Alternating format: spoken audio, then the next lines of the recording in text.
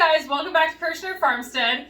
Alright, so today we are going to be doing our first cookie episode in a mini series that I'm doing for Easter cookies. I was asked to do a cookie tray for this Easter. I am going to make different types of cookies and I'm going to try to film every kind. Obviously with 3 boys, we'll see how that goes. But the first cookies we're going to film are going to be the easiest, and that is of course drop cookies.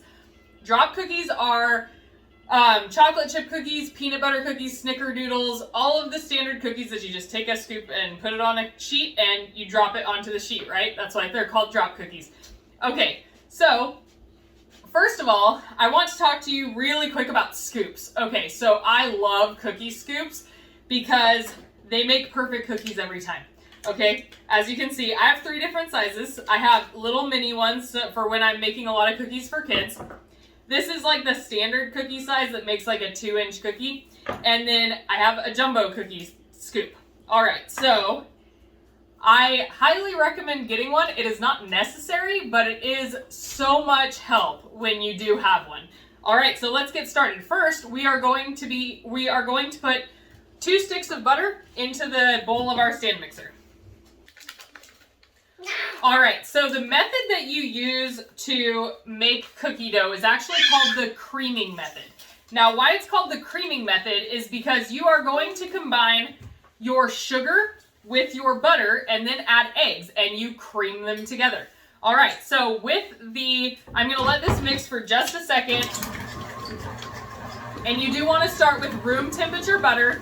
And then I am going to add 1 cup of brown sugar and half a cup of white sugar. The brown sugar is packed brown sugar. And we are going to cream those. Now, a key to making cookies is to not over cream your butter and your sugar. If you do, I hear a lot of the time people will ask me, why do my cookies come out flat? Your cookies come out flat because you're over creaming your butter and your sugar together. So, what'll happen is you incorporate air when you're mixing. You incorporate air into your butter mixture, and that's not what you want. It's not a cake. You do not want air in your butter and sugar. So don't whip it really fast, and don't whip it for a long time. Mix it just until they're combined. All right, now I am going to add in, and this is not fully mixed. There's still some chunks of butter, but they will incorporate as I add in my other ingredients. Now I'm going to add in 2 eggs.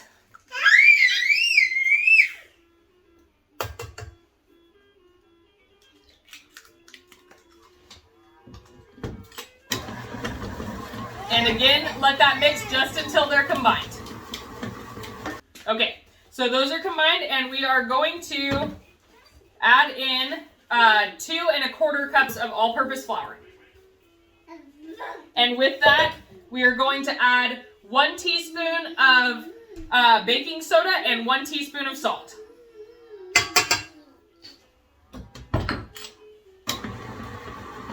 All right, so that is now mixed. Thoroughly mixed, and as you can see, it is cookie dough consistency, and we are going to add in our chocolate chips. Now the recipe says to add in 1 cup of chocolate chips. I normally add in a whole bag. You know what they say, let the spirits of your ancestors tell you when to stop when you're cooking. I just add it in until I feel like it's the right amount in there. And this time it was the whole bag. It was a 12-ounce bag of semi-sweet chocolate chips. So, another key to making drop cookies, and I can't stress this enough, is to chill your dough. Okay, what I do, I don't chill the whole bowl because that'd be a pain to scoop, right? So what I do is when the dough is soft, I scoop it onto a little cookie sheet. Then I put all of the scooped out little balls of cookie dough into my fridge and I let them sit for at least 20 minutes. So what I normally do is I scoop them all out. I preheat my oven to 350 and then I put them into the fridge and I let them chill for at least 20 minutes. Normally that's about the time until it's preheated, or like 15 minutes, you know. And I'll put in my first batch and then just leave the sheet in the fridge and pull them out as I need them. Now, you can also freeze your cookie dough and put it into an airtight bag, freezer bag or a container, and they will last for 3 to 6 months, and then you can just pull them out, put them in the fridge overnight, and let them thaw out, and then they'll be cold and perfectly ready to pop into the oven if you want fresh cookies for lunches or whatever.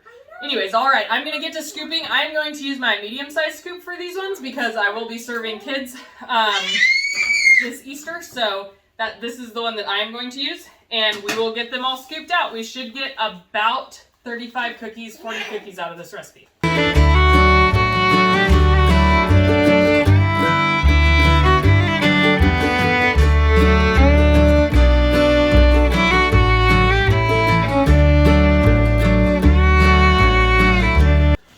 So this got us 42 drop cookies. I had to put some on top of the other ones because my tray fit 40 perfectly.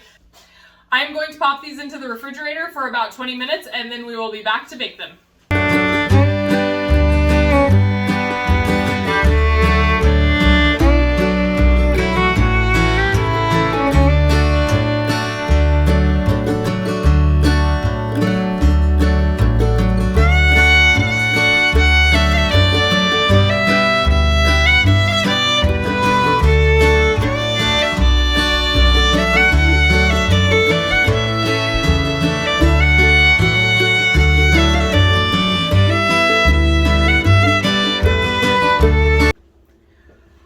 You guys, so we're back and it is the next day because it got late and we were baking cookies all night. So what we wound up with for our drop cookies is chocolate chip, and as you can see the boys have been grabbing some, Snickerdoodle and peanut butter. I will make sure to link all of the recipes in the description below if you are interested, and please, if you liked this video, remember to like and subscribe and share with your friends. All right, have a good day guys, bye.